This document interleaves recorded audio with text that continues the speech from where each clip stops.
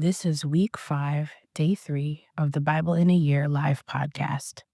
We will be reading from the Complete Jewish Bible version this week. Join the live discussion every Sunday at 6:30 p.m. You can find the Zoom details for that in the description below. Let's dive in. Genesis chapter 48. A while later, someone told Yosef that his father was ill. He took with him his 2 sons, Manasseh and Ephraim. Yaakov was told, "Here comes your son Yosef." Israel gathered his strength and sat up in bed. Yaakov said to Yosef, "El Shaddai appeared to me at Luz in the land of Canaan and blessed me, saying to me, 'I will make you fruitful and numerous. I will make you a group of peoples, and I will give this land to your descendants to possess forever.' Now your 2 sons who were born to you in the land of Egypt, before I came to you in Egypt, are mine. Ephraim and Manasseh will be as much mine as Reuben and Shimon are. The children born to you after them will be yours, but for purposes of inheritance they are to be counted with their older brothers. Now as for me, when I came from Padan, Rachel died suddenly as we were traveling through the land of Canaan, while we were still some distance from Ephrat, so I buried her there on the way to Ephrat, also known as Beit Lechem. Then Israel noticed Joseph's sons and asked, 'Whose are these?' Joseph answered his father, 'They are my sons, whom God has given me here.' Yaakov replied, 'I want you to bring them here to me so I can bless them.' Now Israel's eyes were dim with age, so that he could not see. Joseph brought his sons near to him, and he kissed them and embraced them. Israel said to Joseph, 'I never expected to see even you again, but God has allowed me to see your children too.' Joseph brought them out from between his legs and prostrated himself on the ground. Then Joseph took them both, Ephraim in his right hand toward Israel's left hand, and Manasseh in his left hand toward Israel's right hand, and brought them near to him. But Israel put out his right hand and laid it on the head of the younger one, Ephraim, and put his left hand on the hand of Manasseh. He intentionally crossed his hands, even though Manasseh was the firstborn.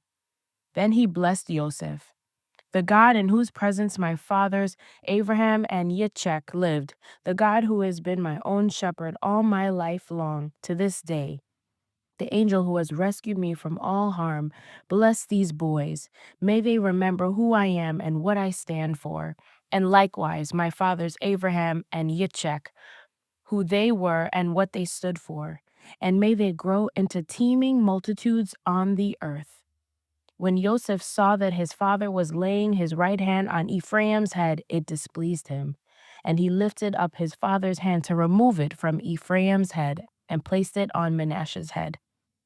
Joseph said to his father, "Don't do it that way, my father, for this one is the firstborn. Put your right hand on his head." But his father refused and said, "I know that my son, I know it. He too will become a people, and he too will be great.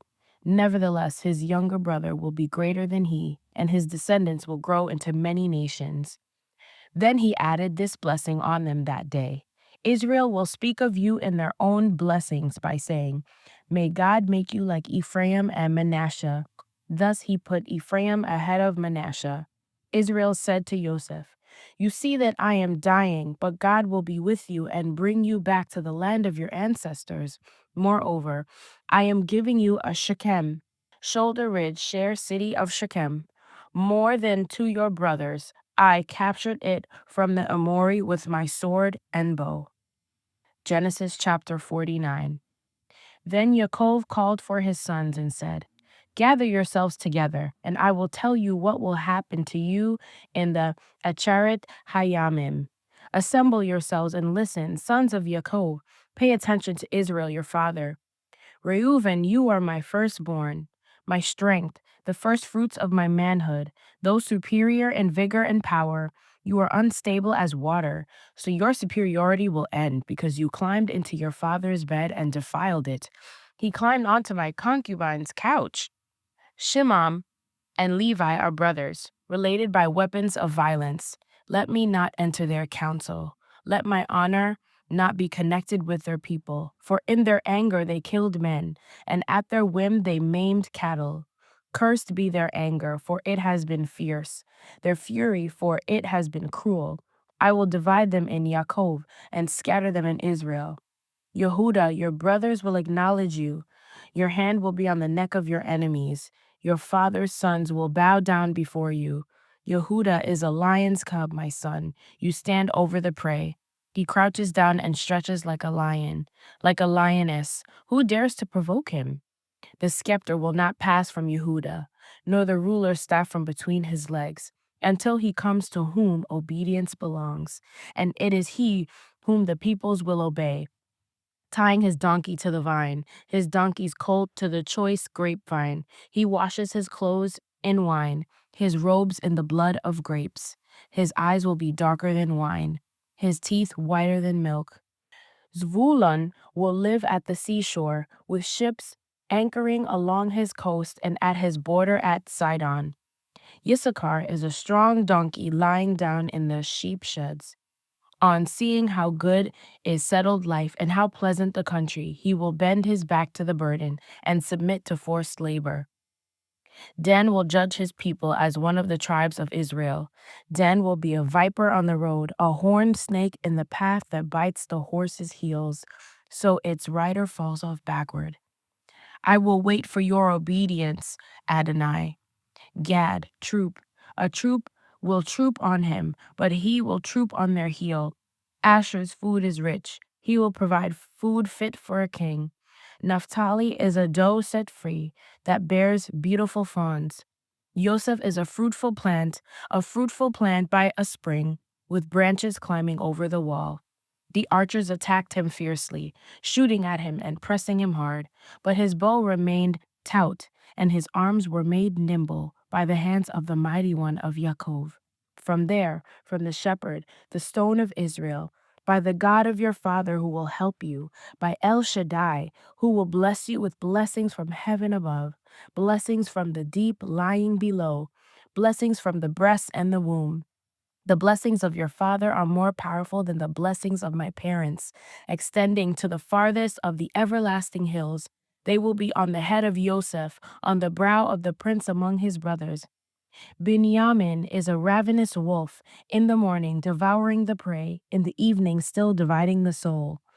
All these are the 12 tribes of Israel, and this is how their father spoke to them and blessed them, giving each his own individual blessing.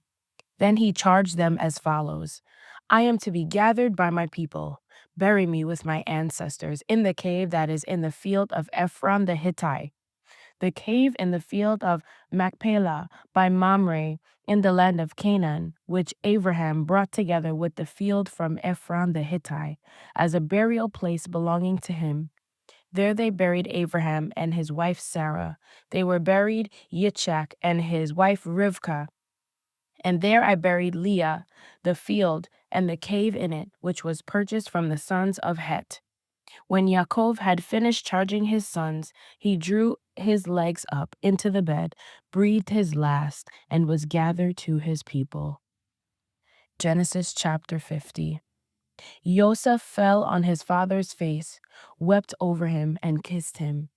Then Yosef ordered the physicians in his service to embalm his father. So the physicians embalmed Israel. 40 days were spent at this, the normal amount of time for embalming. Then the Egyptians mourned for him 70 days. When the period of mourning was over, Yosef addressed to the household of Pharaoh, I would like to ask a favor. Tell Pharaoh, my father had me swear an oath. He said, I am going to die. You are to bury me in my grave, which I dug for myself in the land of Canaan. Therefore, I beg you, let me go up and bury my father.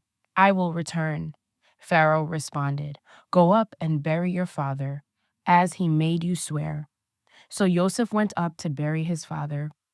With him went all Pharaoh's servants, the leaders of his household, and the leaders of the land of Egypt, along with the entire household of Joseph, his brothers, and his father's household. Only their little ones, their flocks, and their cattle did they leave in the land of Goshen. Moreover, there went up with him both chariots and horsemen. It was a very large caravan. When they arrived at the threshing floor in Atad, beyond the Yarden, they raised a loud and bitter lamentation, mourning for his father 7 days. When the local inhabitants, the Canaani, saw the mourning on the floor of Atad, they said, "How bitterly the Egyptians are mourning! This is why the place was given the name Aval Mitzrayim, mourning of Egypt, there beyond the Yarden." His sons did to him as he had ordered them to do. They carried him into the land of Canaan and buried him in the cave in the field of Machpelah, which Abraham had bought, along with the field as a burial place belonging to him, from Ephron the Hittite by Mamre. Then, after burying his father, Joseph returned to Egypt, he, his brothers, and all who had gone up with him to bury his father. Realizing that their father was dead, Joseph's brothers said, "Joseph may hate us now and pay us back in full for all the suffering we caused him." So they sent a message to Joseph, which said, "Your father gave this order before he died. Say to Joseph, I beg you now, please forgive your brother's crime and wickedness in doing you harm. So now we beg of you, forgive the crime of the servants of the God of your father." Joseph wept when they spoke to him, and his brothers too came, prostrated themselves before him, and said, "Here we are, your slaves." But Joseph said to them, "Don't be afraid. Am I in the place of God? You meant to do me harm, but God meant it for good, so that it would come about as it is today, with many people's lives being saved. So don't be afraid. I will provide for you and your little ones." In this way, he comforted them, speaking kindly to them. Joseph continued living in Egypt, he and his father's household.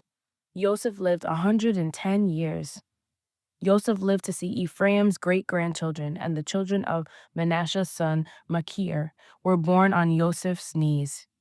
Joseph said to his brothers, "I am dying, but God will surely remember you and bring you up out of this land, to the land which he swore to Abraham, Yitzchak, and Yaakov." Then Joseph took an oath from the sons of Israel. "God will surely remember you, and you are to carry my bones up from here."